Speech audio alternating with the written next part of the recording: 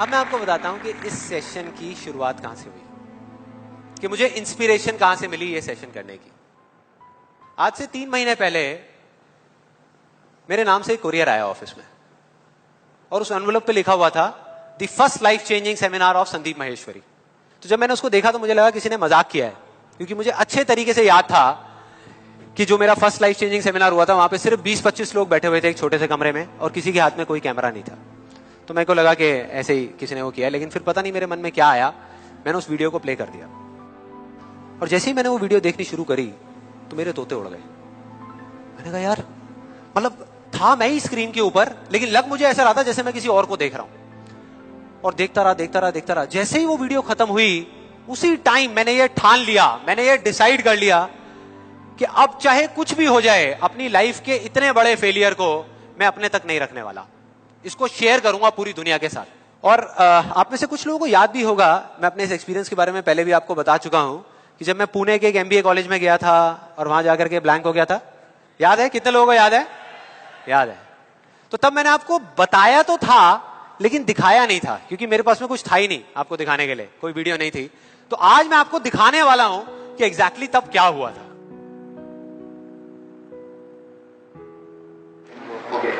Good afternoon, everybody. Just call me Sandeep, don't call me sir. And just a few confessions before I start off this session.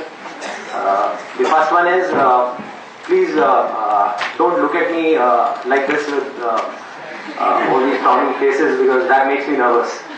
And to be honest with you, this is the first time that I am speaking in front of so many people. And second thing is,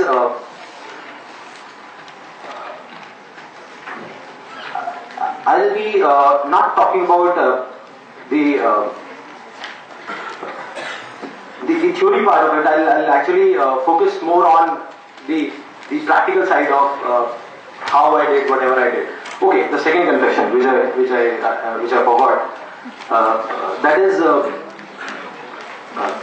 To be honest with you, I can speak in English, but the problem is you may understand what I am talking about, but I won't be able to understand what I am talking about. So it's better if I talk in Hindi. So. Then coming on to the point directly, the secret of what I feel is of my success. I started my career, I think, at the age of 13, and okay, so I'll come on Hindi. So I'm sorry. Yeah. So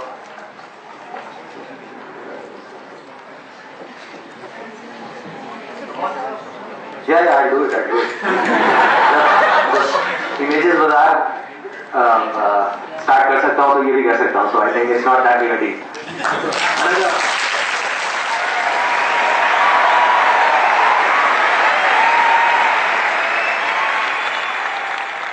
आपने देखा मेरी क्या हालत हुई थी?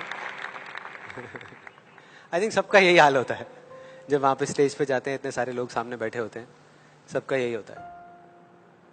तो जब मैंने ये वीडियो देखी तो मेरे दिमाग में सिर्फ एक ही चीज चल रही थी, सिर्फ एक, कि ऐसा क्यों हुआ कि मैं अपना इतना बड़ा मजाक उड़वाने के बाद भी बाज नहीं आया,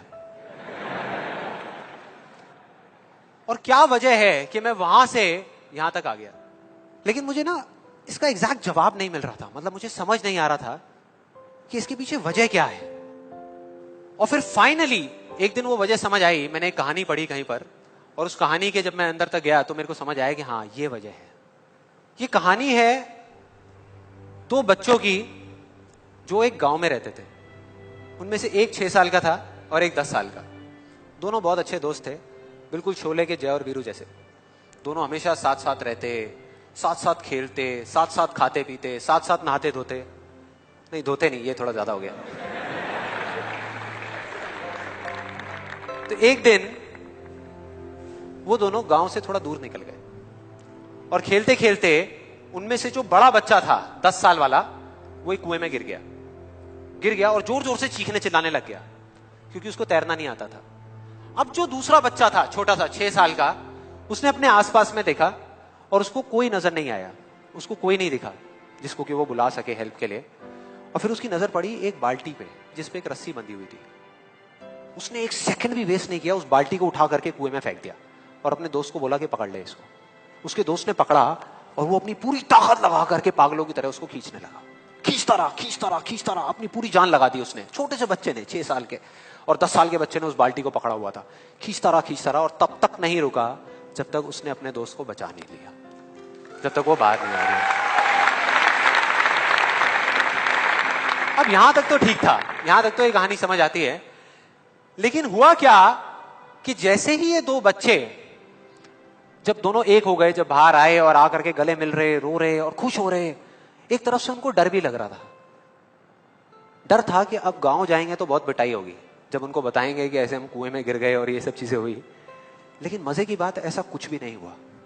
वो जब गांव गए और जा करके उन्होंने अपने घर वालों को बताया, बाकी गांव वालों को बताया, तो किसी ने विश्वास नहीं किया, पूरे गांव वालों ने।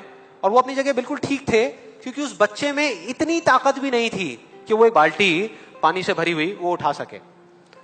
तो इतने बड़े बच्चे को इतनी ऊपर खींचना तो बहुत दूर की बात है। लेकिन एक आदमी था उस गांव में, उसने विश्वास कर लिया। उनको सब रहीम चाचा कहते थे, उस गांव के सबसे समझदार बुजुर्गों में से एक। और सबको लगा कि यार ये कभी झूठ नहीं बोलते, अगर ये कह रहे हैं तो जरूर कोई ना कोई बात होगी, कोई ना कोई वजह होगी जिस वजह से ऐसा कह रहे हैं। और फिर सारे गांव वाले इकट्ठे होकर के उनके पास में गए और जाकर के बोले कि देखो जी, हमें तो कुछ समझ आ नहीं रहा, आप ही बता दो कि ऐसा कैसे हो सकता है। तो उनको हंसी आ गई। वो बोले कि यार इसमें मैं क्या बताऊं, वो बच्चा बता तो रहा है उसने कैसे किया। बाल्टी को उठा करके कुएं में फेंका, उसके दोस्त ने बाल्टी को पकड़ा, उसने रस्सी को खींचा और अपने दोस्त को बचा लिया। तो आपको पता तो है उसने कैसे किया, बच्चा बता तो रहा है, इसमें मैं क्या बताऊं। तो सारे गांव वाले उनकी शक्ल देख रहे। फिर कुछ देर बाद वो बोले कि सवाल ये नहीं है कि वो छोटा सा बच्चा ये कैसे कर पाया, सवाल ये है कि वो ये क्यों कर पाया, कि उसके अंदर इतनी ताकत कहां से आई है। और बोले इसका सिर्फ एक जवाब है, सिर्फ एक, कि जिस वक्त उस बच्चे ने ये किया, उस टाइम पे उस जगह पर दूर दूर तक कोई नहीं था उस बच्चे को ये बताने वाला कि तू ये नहीं कर सकता।